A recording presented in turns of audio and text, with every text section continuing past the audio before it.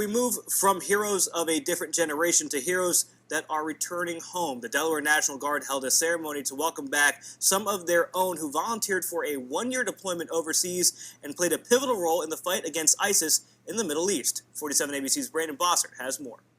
19 men and women from the Delaware National Guard are officially welcomed home with an emotional ceremony here in Smyrna. It felt surreal, walking through the airport, it was, it kind of felt like an out-of-body experience, like, am I really home kind of thing. I saw my family after not seeing them for a long time, and you think a year isn't a long time until you start to miss them a little, and then it's all that more of a bigger effect when you get back. The room filled with emotions of the returning soldiers and of their loved ones. I had told him, I says, oh, no, I'm not going to cry. But you know what? Those tears come automatically. These 19 men and women were the Army's eyes and ears during their year-long deployment in Southwest Asia.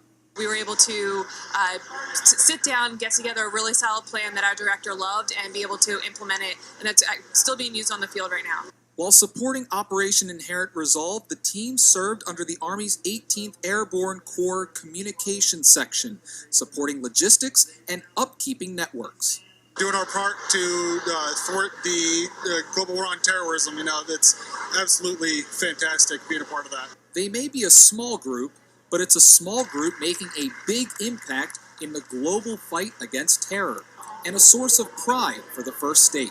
Even though we were a small group of 19, the 19 of us were able to make a big impact over in the signal communications field over there. While these soldiers are now back home, their thoughts are now with their brothers and sisters still deployed overseas. In Smyrna, Brandon Bossert, 47 ABC. Now the team helped provide service support to users in Iraq, Syria, as well as Kuwait.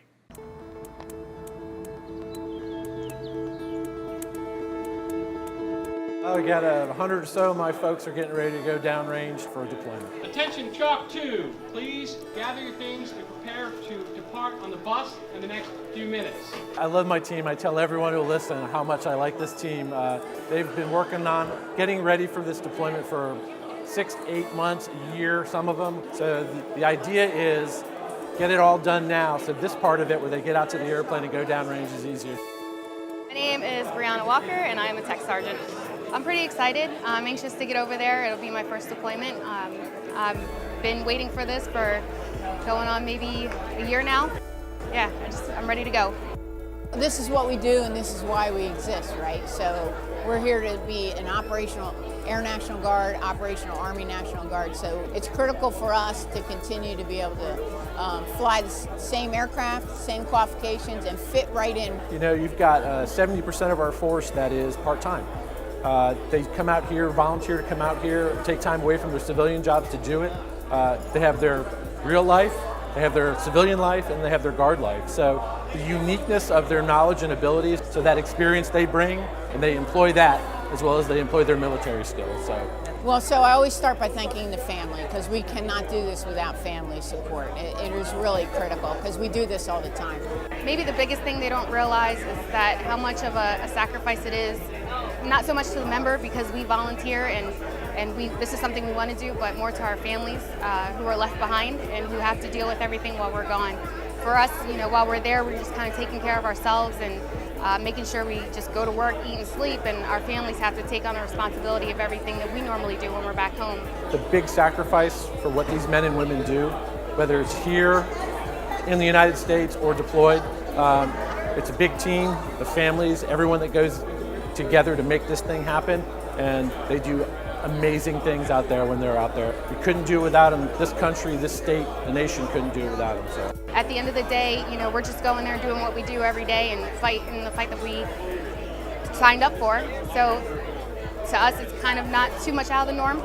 It's what we do every day. We're just doing it in a hotter climate. We will land and we'll be up and flying in less than 24 to 48 hours, flying missions over with the active duty. And we're just going to make a difference over there. We always do. Welcome back. We start this half hour in Delaware, where it's safe to say the National Guard is geared up and ready to go. That's right, and that's because after almost a half a century, they've received a much-needed upgrade that will help them be prepared to respond to just about anything. 47 ABC's Taylor Lumpkin got the inside look today and joins us live now in studio with more. Thanks, guys. Well, the entire Delaware National Guard in Dagsboro celebrated today as they unveiled a new multi-million-dollar facility that will serve as a one-stop shop for all military vehicles. And earlier this morning, I spoke with officials who tell me they're confident that their new building will strengthen the Guard as a whole.